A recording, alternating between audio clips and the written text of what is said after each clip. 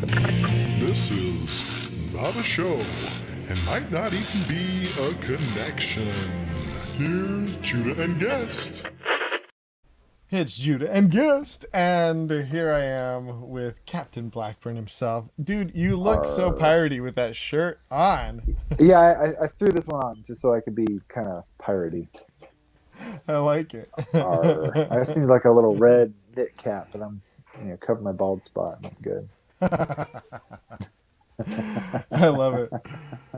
Wow. So we talked about comfort last time. I forget how we got to it.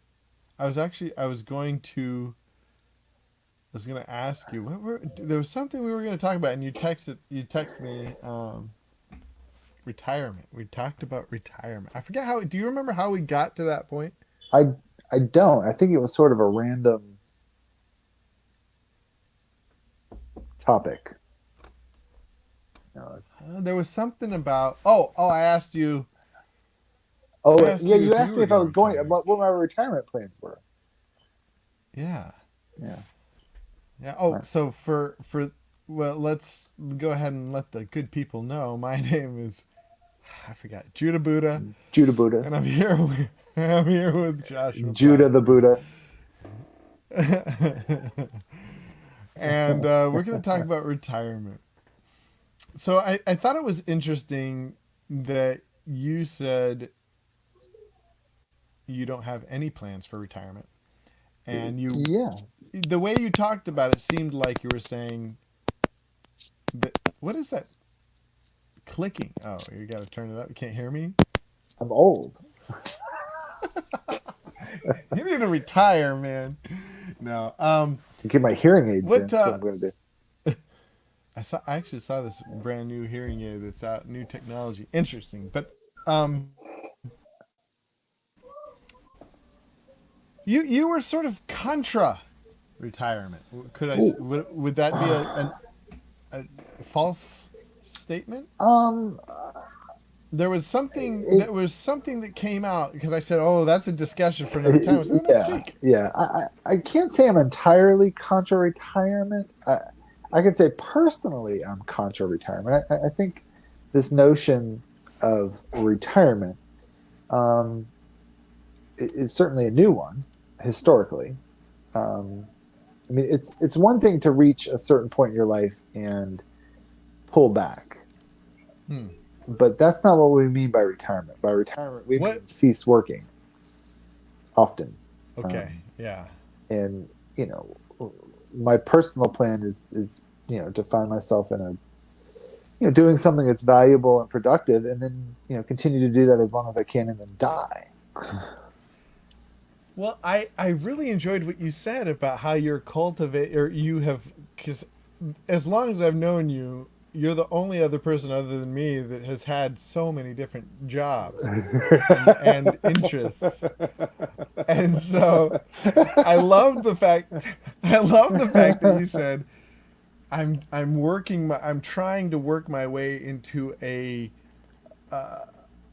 how did you say it? A living or a job that plays well to old age. Sure, absolutely. I mean, I'm as I get older, it's like, well, what's the highest and best use of my skills? And at one point, I was working as a paralegal and thought, I don't think working towards becoming an attorney is the highest and best use of my skills. So, moving over into the mental health world, and working towards becoming a therapist and working in that, like right now, I'm more of like on the management business end of that scheme of things. And, attorneys, doctors, professors, certain service professions, they just lend themselves to, you're really in your prime in your 50s, 60s, 70s, sometimes even in your 80s. Like there was an attorney here in Bristol that I think he passed away in his late 80s. Now, towards the end there, he probably needed to hang it up. If you're falling asleep in court, that's probably time to hang it up. Oh, no. Yeah. He was falling asleep in court. I mean, he literally died in the saddle, so to speak. Doing what he enjoyed, You know, Interesting. and so yeah, I mean, I guess you know, normally when we think about retirement, it you know, it's this idea that you know, you work 20, 30 years and you get a pension, or you build up your 401k to where you can live somewhat independently off of a nest egg, a piece of wealth. And you go play on the golf course and travel and essentially at that point pursue leisure. Yeah. And that's not entirely, I think, everyone's vision. There's a lot of people in their retirement years that do productive and valuable things with their time. Um, Yeah. yeah, but my personal plan, yeah, is to work and be creative and do valuable things and die, and hopefully pursue a little bit of leisure time all along the path. Yeah. Um, Right. Well, that I think that's the thing we mentioned last time. The sick approach of working yourself to the bone so that you can mm, rest at the end. yeah, Just there's something. So, this, when did this idea of retirement become a thing in our society? I don't What was it? I What was I it that sort of? I you know, I should have done some more homework, but I think generally speaking, Yeah. um, it it it doesn't predate the notion of corporate business. You know, so you know, Yeah. the moment you begin to centralize wealth and means of ownership, it does provide. I mean, you know, regardless of one's economic proclivities, when you do that, it produces opportunities that didn't exist beforehand. Um, yeah, that kind of conglomeration of wealth creates more wealth. So Yeah. you can provide things like a pension, you can provide things like a 401k. Um, yeah, that was to a Hmm. large degree prior to, I don't know, I want to guess early, maybe the 1880s, 1870s, 1900. Um, you know, wealth is really, you know, we're still very much in an agrarian culture um, at Hmm. that point. You know, wealth is tied into property, land, livestock. Um, you know, you don't see the rise of central banking and the stock market until a little bit later. So that creates its own vehicle for wealth creation and providing those kinds of opportunities. But let's be honest, just do the nitty gritty of life. They're very, despite the fact that I think that's the American dream, you know, that you work 20, 30, 40 years and then you hang it up and play on the golf course and drive around in your RV. That's really not what most people experience.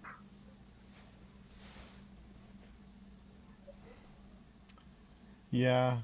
Yeah. It does seem, and especially as the as the topography, or what is it, the what is the word I'm looking for, the makeup of what jobs look like. Few people have these long careers, Oh, sure. and then it seems a lot more stratified. Like we were saying about me and you, we have different jobs and stuff like that. But that seems to be a lot more of the norm these days. That Yeah, you don't retire from the job that you had when you got out of college, that's which used to be that used to be the ideal that was the ideal. And the landscape, yeah, the topography landscape. I think. has changed to a large degree. It's not to say that, I mean, no, I get it. When people get out of high school or college or you know, graduate school, there certainly is some wisdom in landing, you know, a job with the federal government or with a corporation, or finding yourself in the corporate world. Um, because it does lend itself an aspect of potential security. Yeah. It's not absolute security. There's no such thing, but that's an option. And if that fits your lifestyle, then so be it. I appreciate you mentioning. Yeah, both you and I have sort of um, had hops had from job from career to career. we've had a diverse amount of experiences. There we go. That's a better way of saying it. Yeah, yeah, happenstance. I mean, it Well, was just sort of. it's interesting. I've had these discussions, or I've touched on these discussions with my good friend Ford, who we had a podcast together for a while, and we both went through a giant. We both went through career changes sort of at the same time, uh, and I think for different reasons. So I don't want to speak for him, but for me, it, there wasn't so much that I didn't like working for other people, because I mean I went to a job that I was working for other people, but a little bit more of my own schedule, my own Mhm. autonomy. Uh, but I think the experience, I think, of being tied into a job for the rest, for a long period of time doing the same thing with no real hope of going rungs of that, or uh, higher levels of success, was not very interesting to Mm. me. I got bored of it really Yeah. fast, and um, and then my own private practice, I'm just not very good at asking for money. I'm not very regular or consistent at asking for money. And you know what happened to me is the line between ministry and career, ministry and vocation, I should Hmm. say, got really blurred. And it so it was difficult for me to. I feel like to really make a lot of money, you have to have a certain amount of avarice. You, That well, yeah. So, what? yeah, I mean, well, I mean, maybe. Uh, you certainly have to have a certain amount of desire to create wealth. Yeah. Well, isn't And I that think, avarice? well, here's the way I look at it. Okay. Yeah, if you're out solely with the goal to make money, that's avarice. Hmm. Yeah. Now, if you want to create value for as many people as possible, and the natural outcome of that is wealth creation, I think that's just having a really big vocation. That's having a big calling. Yeah. Um, Now, the trouble with wealth is, well, once you have it, now you're responsible for it. Um, What do you mean? well, It so increases, so it's like with much power comes much responsibility type thing. exactly, right? I mean, now that you have it, what are you going to do with it? And that creates its own responsibilities, its Yeah. own temptations, its own uh, costs. Hmm. There is a cost to wealth. Um, Hmm. so some Yeah. some Well, people it are was interested interesting. in it. Somebody was. Yeah.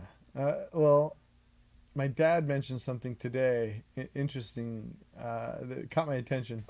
He said he was talking about a lady who was going to divorce her husband, who was very wealthy, and he said, "I guess she just got to the point where she was just so disgusted with him, or so frustrated with him, or whatever. She got to the point where she didn't want to be with him enough that she didn't care about the money."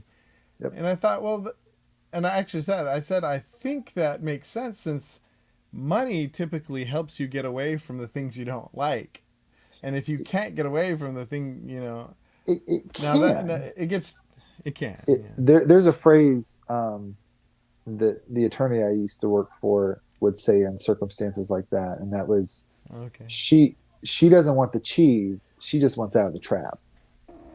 Ah, that's a good way to put it. You know, she Yeah. doesn't want the cheese. You know, Yeah. she just wants out of the trap. To where you get the Mm. suffering gets to the point you're like, I don't care how much money it's worth to stay Mm. here. I'm out. I gotta go. Yeah. Um, Yeah. Because at some point, money just becomes like going back to the idea of comfort. Money just becomes a thing that a means to an end, and if you can't get that end, even if you get the means, then it isn't yeah, working, right? yeah. No, when money becomes an end in itself, then it's greed. Hmm. Yeah. Yeah, if it's a Now, is means to an avarice and end, greed the same? I think Is so. avarice and greed the same thing? Mm, Because to me, avarice speaks more of like a hunger, and greed is more of an evil, spiritual, almost a spiritual thing, where um, this is a it's good to moment me when, there's more. yeah, What? what, yeah. Where's the dictionary when I need one? It's in the other room. Avarice as opposed to greed. No, I mean, I could see what you mean. I Well, guess in my mind, the you end definition up of in the same avarice. same place. You know, you're Yeah, accessing yeah. The definition of avarice is extreme greed extreme greed. So like greed on for steroids. wealth. Yeah, Yeah. Okay, so I was well, that's way close off. enough, right? I think ultimately Yeah. you end up in the same place. Um, What is it called though? Is there a hunger? What do you call that? A hunger for success that isn't necessarily well, sinful that's or evil. ambition. That you ambition. I guess that's what I was Yeah, thinking. I think it's Ambition. okay to be ambitious. Now, I think the trouble with Hmm. ambition, very much similar to greed, sometimes is the problem of pride and self love, um, or Mm, inordinate self love, or inappropriate self love. Um, yeah. I want to be ambitious, for a sense of how people will think about me, or an Mm, overinflated sense of what I think about myself. Um, but it's okay, I think, to be ambitious in the sense of being helpful, um, of being productive, of living out one's calling. Sometimes that can be on a big stage. Um, you yeah. know, Huh. but again, And that brings its own responsibilities. but yeah, that's the thing. You keep talking about being helpful, helping. And I've heard that term, of course, as a capitalist myself, of helping the most people. Um, but it's hard for me to imagine. Maybe it's not. Maybe it's just because I've never been in a place of high authority, right? Where Hmm. I haven't had a huge company, or the other thing is I've never desired to have a huge company. It kind of scares me, Well, kind of maybe that responsibility. mhm. Well, and responsibility, I think, is correlates to the amount of one's power. Mm.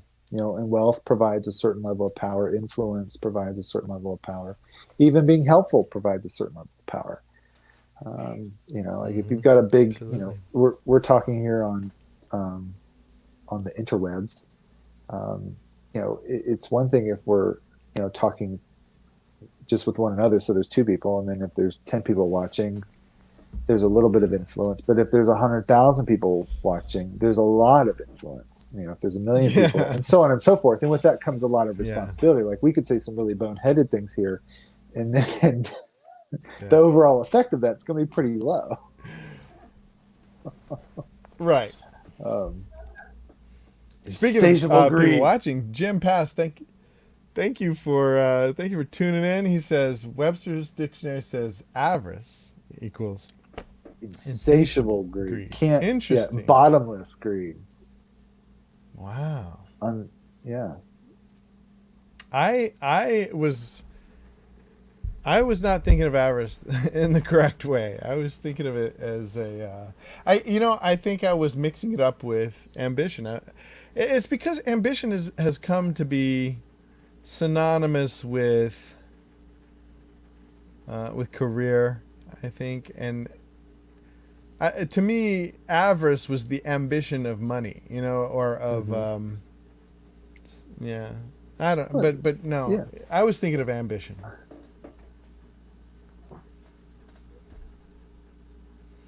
Now, how does that play into retirement? Um, because neither you, I, did your father retire? he he is, yeah. No, I mean he worked. He pulled 20. He's Yeah, he's retired. retired. In very much somewhat the traditional sense of the term. Um, he pulled 20 years in the military and has a military pension and worked Mm. um, a couple of different engineering training type jobs. And when he moved to North Carolina, finished out kind of his working career with Ingersoll Rand. Large, Mm. what happened was he was living in Florida at the time. I moved up here just on the other side of the line, on the Virginia side, Mm. and he quit his job because he didn't like it, Mm. and couldn't find one in Central Florida, and decided that he was going to hop on with the first Fortune 500 company that gave him a solid offer, and ended up in Winston-Salem, North Carolina, just south of Winston-Salem, and kind of put in his time there and retired. And but my parents have, I think, to a certain degree, I appreciate their approach to retirement. Um, they stay Mm. pretty busy just doing good works, like Meals on Wheels. My father Mm. recently was doing some work with hospice. My mother paints the nails for the old ladies in the nursing home where my grandmother lived before she passed away. Mm. Little things like that, like volunteering with. I mean, they're just doing good things with their time. But my Yeah, so mother it's still not works. like, oh, she still works. Yeah, she still does Interesting. travel. She's So, but better. it's not like they retire. Retirement wasn't like a break. Well, I mean, it was a break It, from something, but it wasn't uh, to sit on the couch and watch TV. no, they're not They sitting on the couch and watching TV. Now, that being said, my father, on occasion, will go on out not far from you, out on the Outer Banks, and do some, like, participates in surf fishing competitions, and yeah, um, Interesting. has been on a couple rather Nice. long distance motorcycle rides across the country. And again, like, even the motorcycle rides were like fundraisers for, like, missionaries in Haiti or something. Um, Wow. Interesting. so, yeah, they're not sitting on Yeah. they might sit on the couch sometimes, but Well, yeah, yeah. That's what the couch is it's for. there. It's I think of it it's leisure time, right? I mean, it's like it's it's Yeah. it's work that might not necessarily be labor, though sometimes it is. But it's somewhat restful, but it's also productive. Maybe they're not quite leisure time, but Well, they're using I their guess time well. that's my fear is that in so I have not. I'm 40 now, and there's no chance of me retiring at this point, right? I haven't built up a career or a retirement, and so at this point, it's too late to go back. I True. guess not in some sense.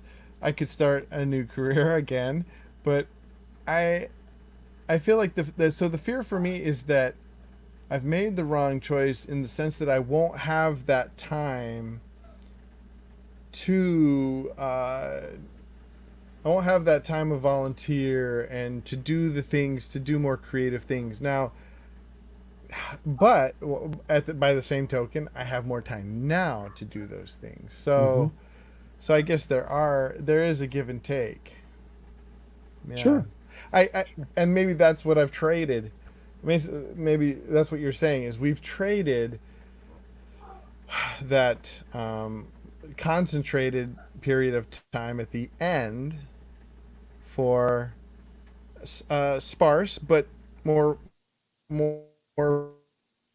fruit times during our everyday life now, during the Yeah. week Well, now, and I think it's just it's continually. It's it's continual. different for different people. Yeah. I know of someone here in Bristol who, when he retired, he took up art and started doing portrait painting and just Mm. really hit a lick, skill wise, developing that part of himself. I guess my struggle is Mm. that most Americans, when they think of Interesting. retirement, what they think of is R&R, rest and relaxation, and travel, as Yeah. opposed to, I guess, more classically understood as leisure time for personal development, the development of our skills, creative work.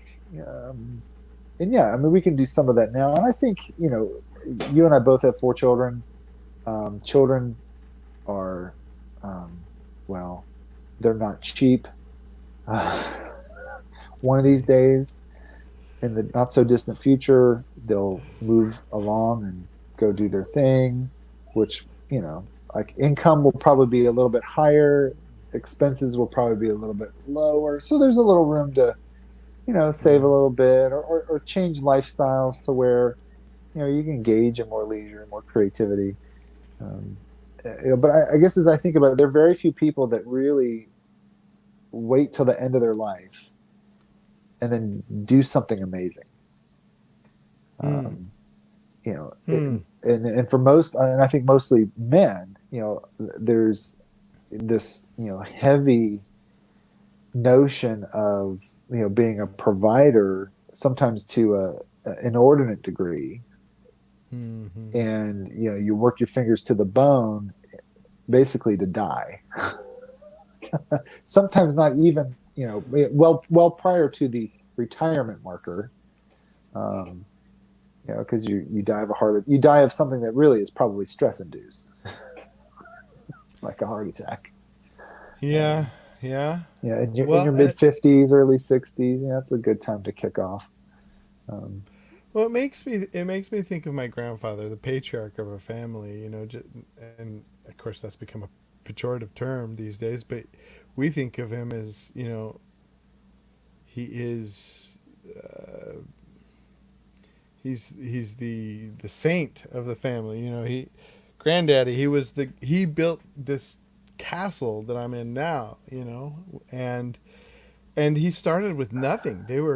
We visited their old it was a cabin, a 1 or 2 room cabin in Texas, and they had nothing. He would wear uh, his father would wear his shoe. He would wear the shoes to school, and his father would wear them to church. hmm. And that's how they would share. So that's how poor he was. But then he worked a lot. He worked hard. Both my grandfathers Hmm. worked hard to provide a lot of what I'm. So they subsidized my lazy. No, they subsidized my leisure now. Well, sure, yeah, yeah. They planted the tree, and you get to sit in the shade And and eat the fruit. yeah. So how do I get my son to pick up their mantle?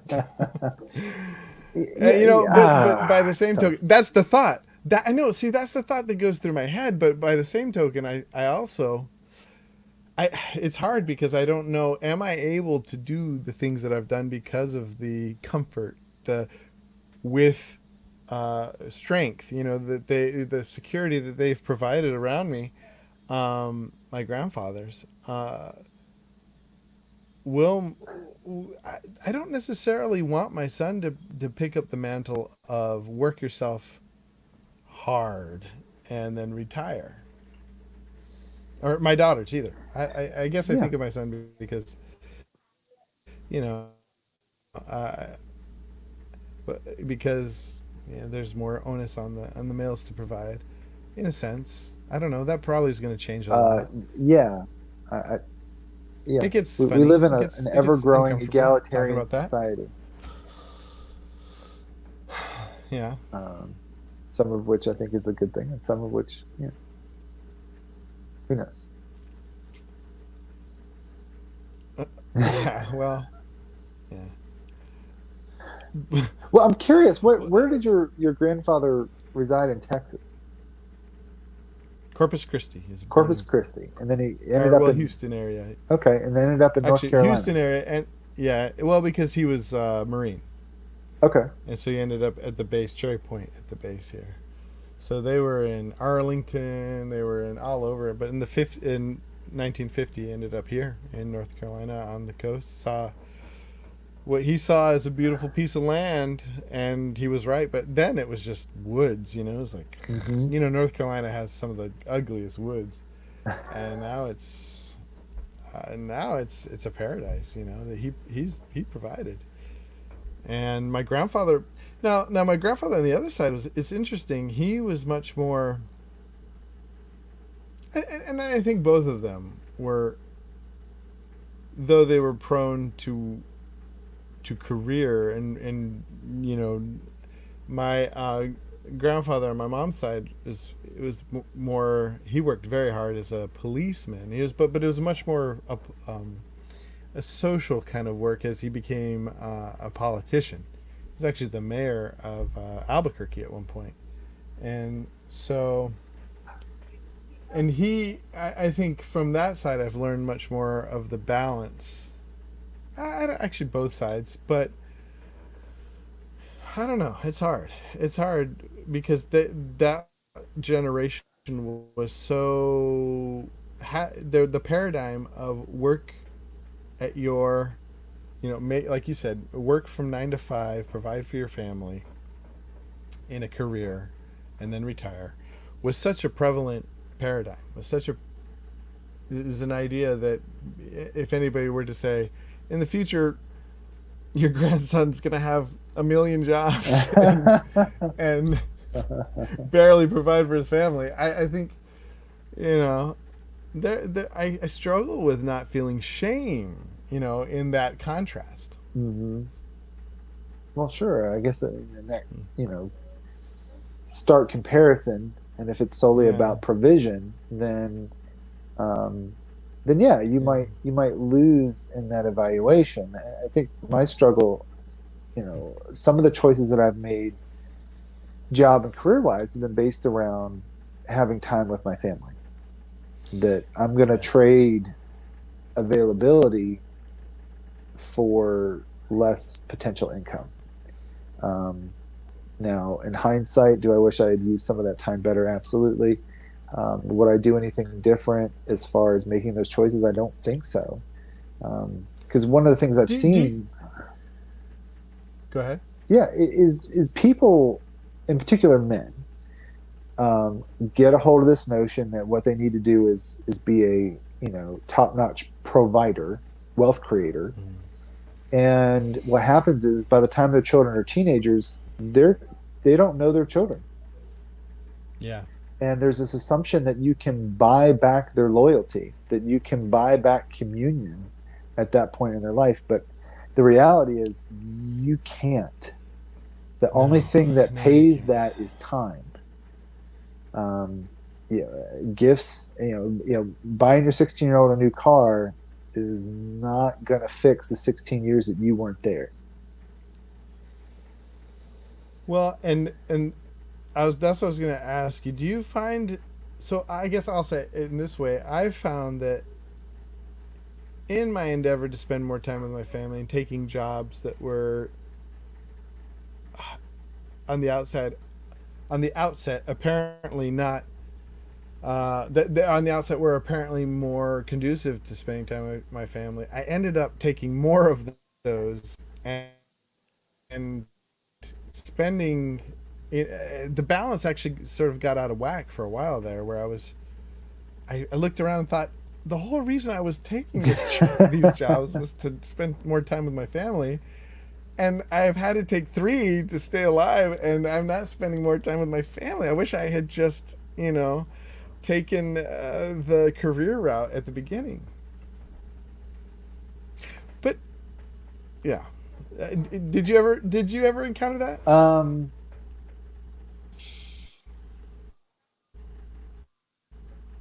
yeah, not Not really, entirely. huh? I mean, I now there have been times where I've worked 2 or 3 jobs at a time, um, just to make ends meet, right? And I guess I Mm. look at it that sometimes that's just what you got to do, to make it work. Yeah. I mean, I don't know. I guess we can be so focused on the past. I mean, this is the way I look at it. The reality is, like, Yeah. you and I probably have, um, well, we may not be masters of many trades. It's like jack of all trades, master of none. But it's like, well, I don't know. I'm pretty good at a couple of them, and Yeah. there's value in having those diversities of experiences to where you're not siloed, right? I mean, you're not just a one trick wonder. Yeah. So Yeah. I don't know. I think there's a lot of hope in the sense of it's just a matter of getting creative and trying to figure out, okay, well, how can I leverage these skills in a way that's going to be valuable either for an employer or for somebody who's willing to pay for what I can do for them, whether it's a product or a service. Um, Yeah. and I hear what you're saying. Like, at some point in the past, things got really mingled with like what's ministry and what's business. Yeah. To me, I have. In fact, it's funny. Uh, the guy that I work for, we were talking about, um, within within the therapy world. There's Mm. locally a group of people. I can't even take myself to say counseling practice because they basically have a quote unquote biblical counseling practice, but it's a Mm. business. I mean, I don't, his question was, I don't understand how this works. And I said, I can't either because it's not a church, right? It's not a Mm-hmm. ministry under a church. Mm-hmm. He said, it's just Christianity Inc. And I was like, well, yeah, but basically it's a business. If you're taking money, it's a business. Well, but It's a professional service. Ford's argument was that churches are professional services in the sense that they take money for their services. Mm, they take donations, right? And there's some middle ground, right, where I can provide a service for you based on Mm-hmm. a quote unquote donation. But I mean, you know, yeah, Well, I mean, many churches today have become businesses. It's hard to deny that and I was talking to a friend the other day about this because he was I can't remember who it was. I think it was Michael, the other guy I talked to on not a show, and he was saying that it became so entangled, where they were doing things that required money, so they had to do other things that made sure they got money because or the things that didn't happen. yeah, So the emphasis started to shift more toward, and we see this a lot in churches today.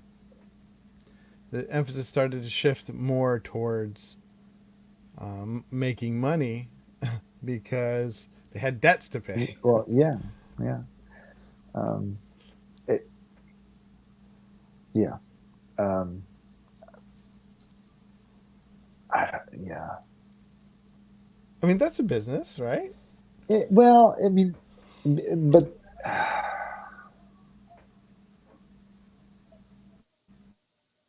it's not a professional service or producing a product. It's something else, in my opinion. Yeah. Yeah, Well, but counseling services straddles I that don't think so. line. Nope. No? You can explain. Because so counseling. So like if it is a professional service. um, you're providing something of value. And my thing about ministry is a gift. If there's a price tag Yeah. attached to the ministry, that's not a gift, that's a professional service. Um, Yeah. now, Yeah. that being said, those things, ministry is the result of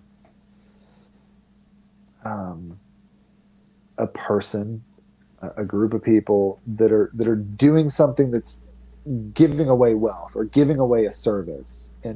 Yeah. And now ministers are certainly paid sometimes, um, Hmm. but that to me is different than the relationship between a client and a professional service provider. Yeah, and that's why we often at the church I used to be at back in Chicago, that was uh, that was a core value that the ministers were not solely dependent on the ministry to feed their Mm-hmm. family. Bivocational was super important for them, and I think that's good Yeah, in the sense that if you're dependent on the ministry to feed your family,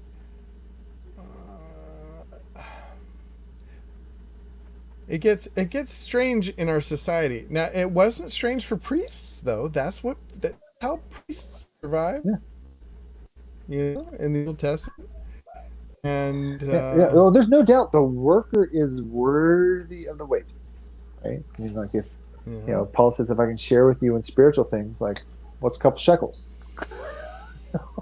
Yeah, the living paraphrase by Joshua. Um, but the difference is like he's not like, well, I'll meet with you for an hour, but it's going to cost you, 40 drachmas. It's not. It's just not yeah. how that works. And Yeah, yeah, and see that's where the boundary setting was hard for me, especially when there was third party involved. So often I would have clients that were paid through other people's budgets, and the budgets would run out, sure, and yet the service was still required. yeah, Or it was for that particular young man or family, and I just couldn't say, well, the budget's gone. I'm sorry. And if it was completely a professional service, I would have been able just to say sorry. A plus B equals C. yeah, But to me, it was a blurred line in the sense that what they needed was more than just a professional service. I mean, it was a professional service that, in the relational sense, in the helping sense, it was hard just to say, no more money, sorry. well, yeah. It is that is hard. That is difficult. Yeah. That doesn't pay your bills, though. That's the So problem. yeah, I know. Doesn't put shoes on Judas' children's feet. Well, Um, then you get into so then you get into not for profit, where you have uh-huh. third party donors, Sure. and that's like, how is that different than? So it almost seems It's like still a business, it would make more. Would it make? Yeah, I guess it is, but but because who are you creating value for? Ultimately, I think your duty actually is to your stakeholders. Your duty is to the people that are ponying up the dough, to carry out their goals. Um, but the lines are far more blurred in that they, case. well, they can be. Yeah, absolutely. Well, how can they not be? Well, and that's Because you have multiple donors with multiple goals, multiple yep. expectations. Oh, it's definitely difficult to manage sometimes, You depending on know, how it's structured. Um, you guys are not for oh, profit, right? You guys are oh yeah, for we're, profit. we're definitely all about the profit. Um, no, because I mean, the, like look, um, financially stressed therapists ultimately just lead to burnout, which leads That's true. to poor service, which leads to poor outcomes for clients. Um, Yeah. it's just not helpful. Yeah. Um, and at some point, some of these people want to retire. No, I'm just kidding. Well, that's what I want to get back to because Maybe, okay, what? maybe they want to retire. I don't know. I mean, Well, I don't know if they want to retire or not, but what you said still like it resonates with me is it as we get older this is something that we can offer mm, that jives we are at our best as we get older. That really resonated with me. it's Can yeah. you expand on that cuz Well, sure. I mean, well, think about it. I mean, there's certain, um, if you're a widget maker, you're a widget maker. Um, at the end of the day, what matters is the quality of your widgets and how many minute widgets you can make in a day. Um, with certain services, the deeper your experience, it, that's part of the value. yeah. I mean that's part of what you're bringing to the table. So as long as your mental capacities are intact, like accountants, attorneys, physicians, professors, teachers that are practicing into their 50s, 60s, 70s, 80s are peak, because they've got 20, 30, 40, Mm-hmm. sometimes 50 years worth of experience. So they've seen a lot. They've Yeah. um, uh, Well, and they've been saying a lot of the things that they're saying, and they've been refining the things the service that they're their giving craft is is definitely very well with it. refined. Um, Yeah. but and I think my stroke. Well, what I where I find the value is like when you have that type of experience, it lends itself to ideally being able to approach circumstances with a level of experience and wisdom and flexibility that a younger person wouldn't have. Not to mention the fact there's a level of buy-in. There's a level of confidence and hope that an older person with that much wisdom and experience can create that a younger person cannot, just by virtue of the difference in age sometimes. Um, Yeah. and that hope, that confidence, dare I even say placebo effect, sometimes Mm-hmm. is powerful. Ooh. Is Yeah. I mean, like it's extremely powerful in and of Almost as itself. powerful, almost as powerful as a mask. But yeah, I Almost is oh well, maybe because they're all the rage masks. um Thus I saith the think that's Dread Pirate important, but I Roberts. guess we need to play the clip. But We should get the clip. I will eventually. We'll come back to the idea of masks. That's not going away. I can um, tell you here in Tennessee, it's not going away. In fact, they are even in Tennessee. mandatory mask orders in place in public places, public businesses. Now, Wow. they're not really enforcing said orders. There are no sanctions for said orders. But they are So, in other words, orders. it's a very hopeful suggestion that people wear masks. A forceful suggestion of some sort, right? Yeah, I mean it's an official suggestion. Official. Dare I Official. even say That order because it's on paper and somebody signed it. dare I But say placebo. I don't know. Placebo. It might All keep right. people from Well, coughing on one another. yeah, but to get back to the idea of retirement and non-retirement, I guess the fear I have about monetizing wisdom Mhm. as a counselor Sure.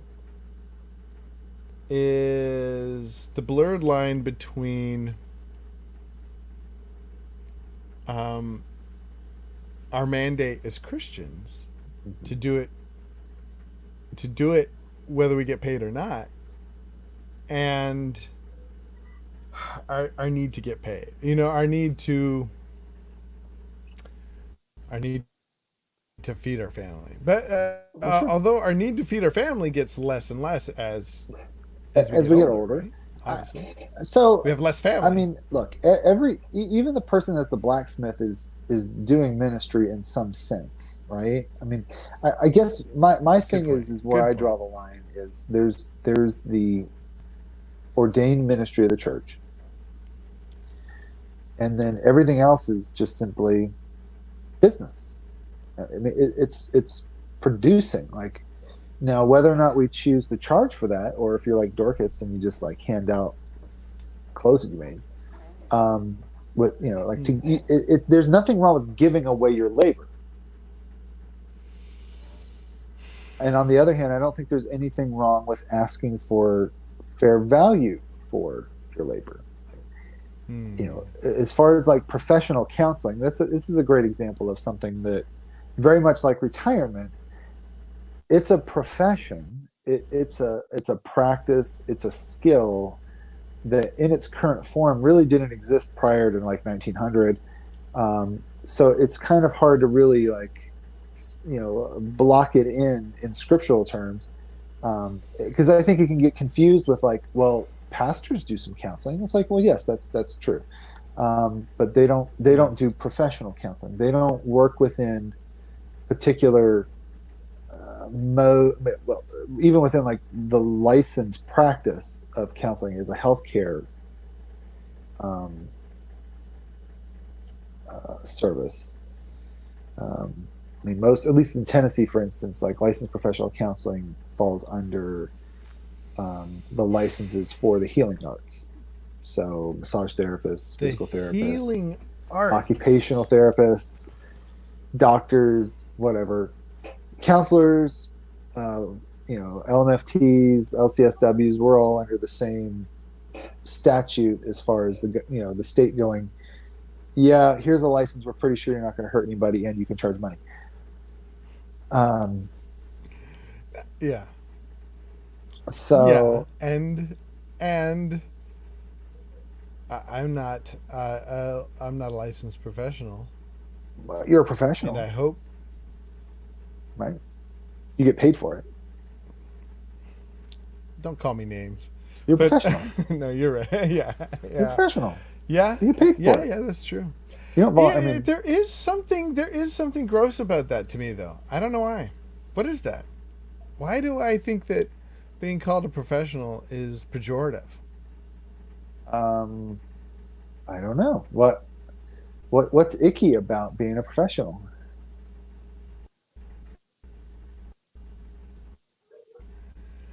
I don't know. I Because I mean, guess. when you're retired, you can just do it for free all the time, right? So you don't have to worry about that. You can be an amateur. You can be a volunteer. Well, see, that's the struggle. That's the struggle. Is that I would I would prefer just to do it volunteer, Well, sure. because as soon as my helping, and remember the helping arts, as soon as my helping is tied to my eating, I don't know if it's helping anymore. I mean, obviously it can help, but I guess I have maybe a very fallacious idea of a very twisted idea of helping, in the sense that I think that helping can't be helping unless it's voluntary, and that I can see how that's not true. No, that's not true. In fact, paying for help often makes the helping better. That's also true. I had someone take me to task, John Burbaum, just a smart, perceptive guy, and in such a sweet way took me to task and said, maybe the reason you have a hard time asking for money is because you have a hard time providing, you know, that much worth of help. It, that's now that's That's a tough question. Yeah, I mean, on the it one hand, still no, rocks me. sure. I mean, like you do have to answer the question of like, well, what is this worth? Yeah. How is this valuable? How does this create something um, of value to somebody? Um, But see, this is where I understand, though I do not agree with. I understand where the liberal mindset of, hey, we should get some overarching entity, or we'll say we should get some overarching collective. We yeah, all give a little, to pay so that we can do this without the fear of greed interfering, yeah, so that we can provide help to anyone who needs it without the fear of a conflict of interest. yeah. That sounds pretty. Yeah, I I, agree. I mean, But sometimes I find myself thinking that way. Like, man, I wish I had. No, I'm not. I don't think like and I I wish I and had I a and I collective, or I think wish that's the I. difference though between like ministry and business. Like if a church got together and said, you know what, we're all going to pull together a bunch of money and we're going to hire a couple of counselors and a case manager to just help people because that's what we think our community needs. Yeah, That's ministry, right? That's yeah, straight up ministry. And at that point, you know, the people that are providing the service are now accountable to two different parties. They're accountable to the people they're helping, professional. I mean, mhm. ethically, as far as Yeah, like the content of their practice, but they're also, responsible to the people that are paying them. yeah, And I don't think it's necessarily greed to get paid. You can get greedy. yeah. That could be another fun conversation for another day. Getting greedy, Wait, or wait. Are you saying it's okay to get greedy? no, I'm saying that like Oh, oh, it's very oh. in anything it's possible to get greedy. Like I think Yeah, one of the things that is not talked about in the Protestant world that and in America, even in the Roman Catholic Church, it doesn't get much play. But like the Roman Catholics, as far as social ethics, have a notion of fair profit. Um, fair profit. I want to make that like a banner. Fair profit. Fair profit. And that kind of harkens back to sort of rules and mores that were in place for 1,000 years in the Christian West. Mm. Like when usury was illegal, we had trade guilds that controlled prices. I mean, there were certain things that were structured systemically. We're going back to systems that Mm. regulated society. Now certainly there are ways to get greedy. There's always a way to get greedy, but there are also There's a way to ways. corrupt all of it. Yeah. Always. But sometimes I think there's a fair question of like, how much? When is enough enough?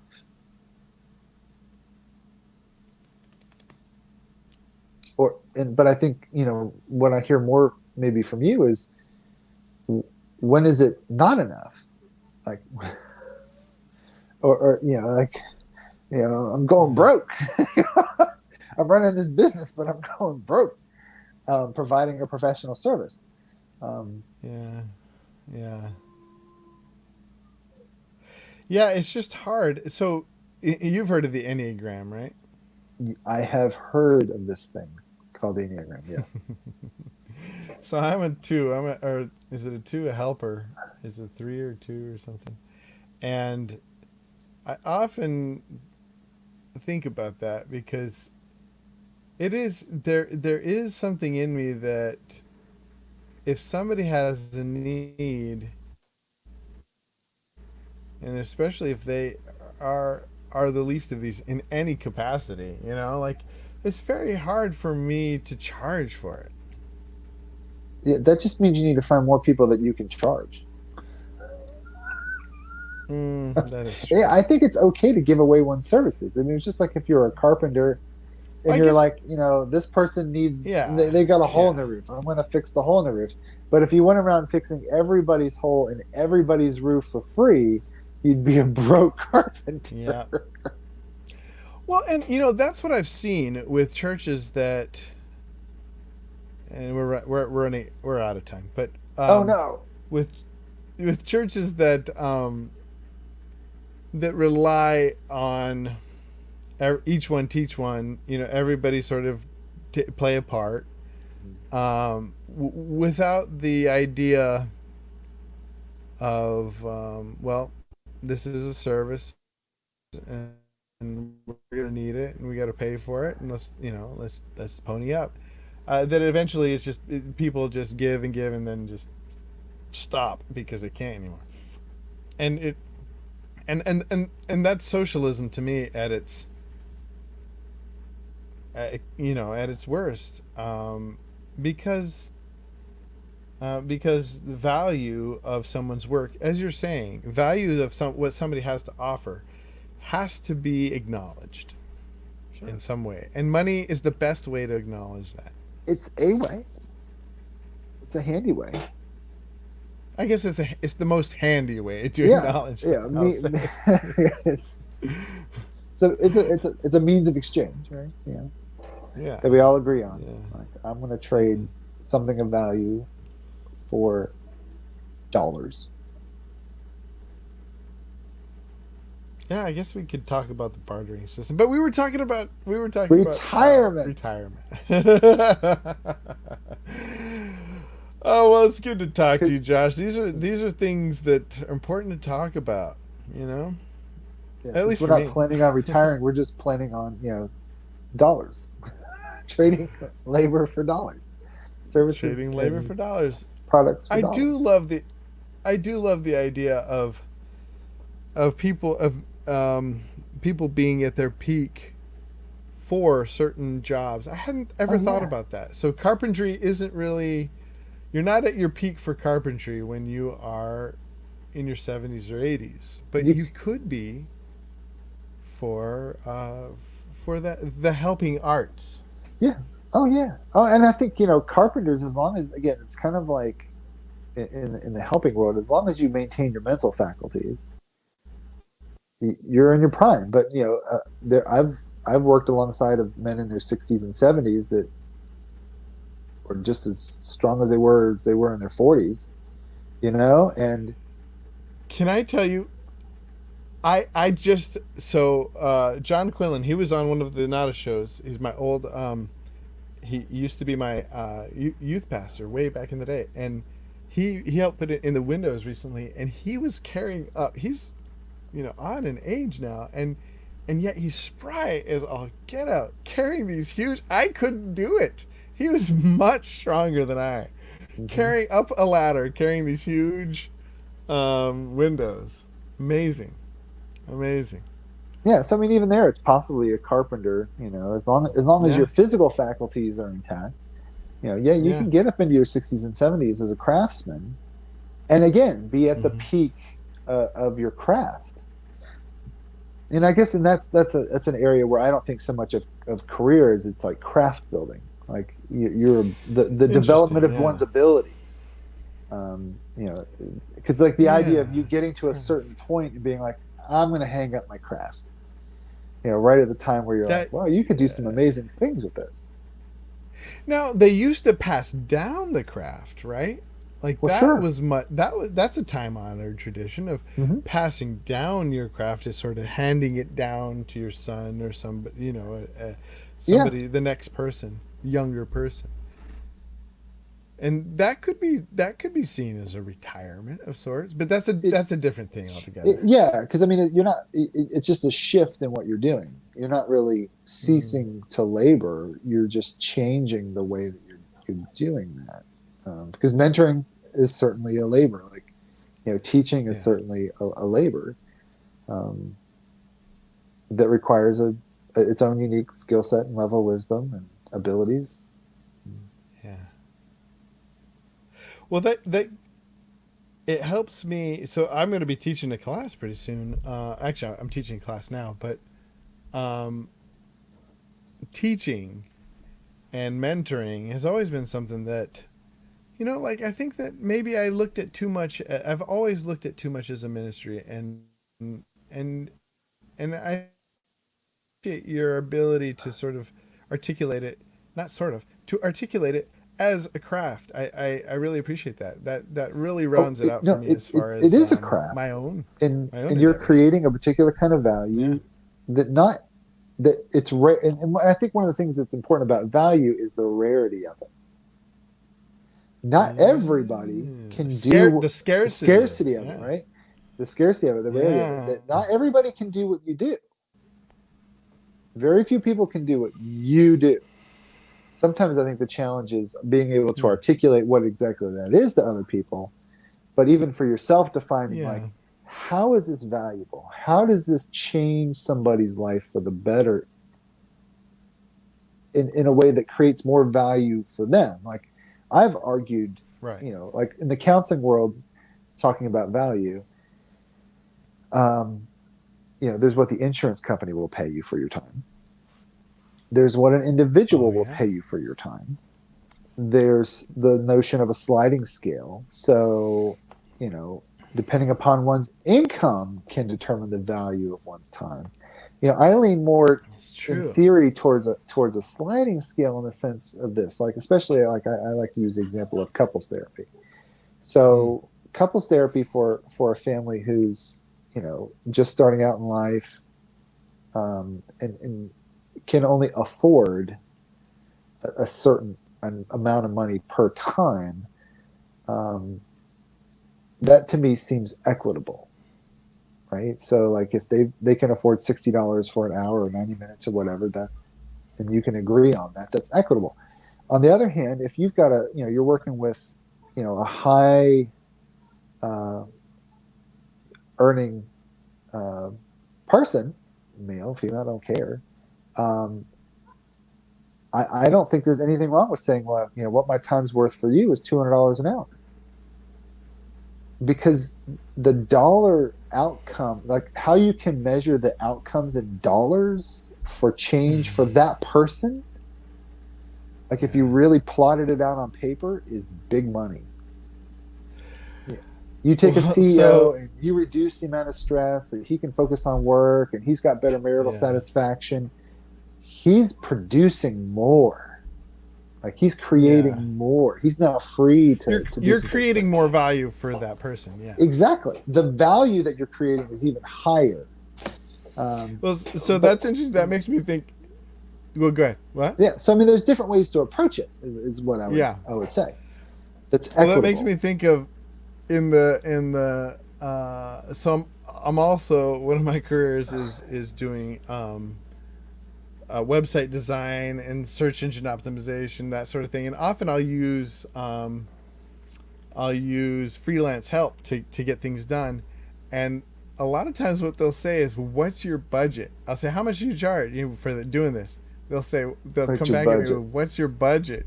Yeah, I hate that, but it makes sense. It's like, well, how much are you willing to pay for? It is. I mean, it is how much are you willing to pay? Are you using Fiverr or some other gig? I should say that more often. What's your budget? Yeah. A Fiverr, yeah. What's your budget? What's your budget? Like, what are you trying to accomplish, and how much? And I think budget is fair, right? Because like it's broader. Like, what is this worth to you? And let me see if I can create what you want for what it's worth to you. It is strange though, on something like Fiverr though. It's like, my budget's $5. Remember Fiverr?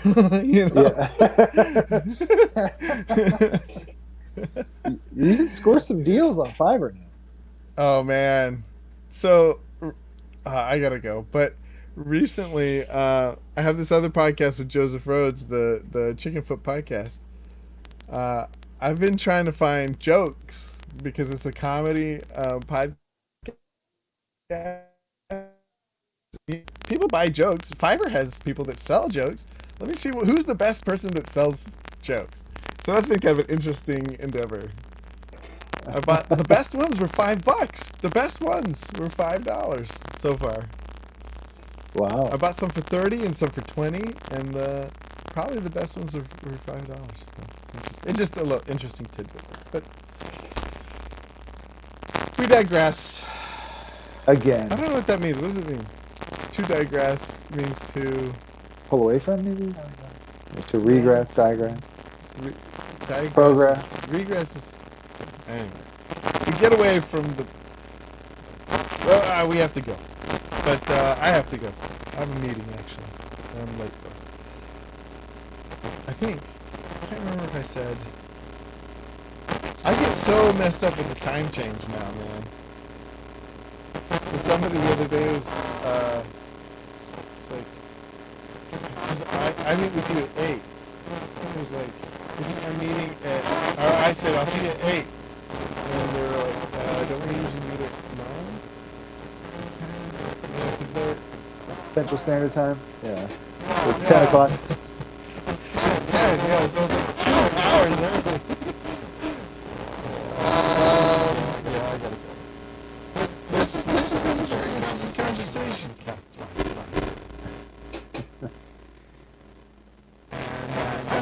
I really appreciate it. Your perspective. And I like this idea. I want to get maybe put your brain more about counseling in the profession that I Breaking up. Had some technical difficulties. Kind of staticky. So can you hear me? Oh, okay. Well, I don't know. Can you hear me? A little bit, yeah. Okay.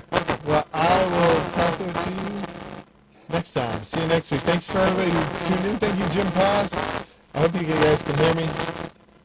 And that'll do it. Check it out. Good to see you, brother.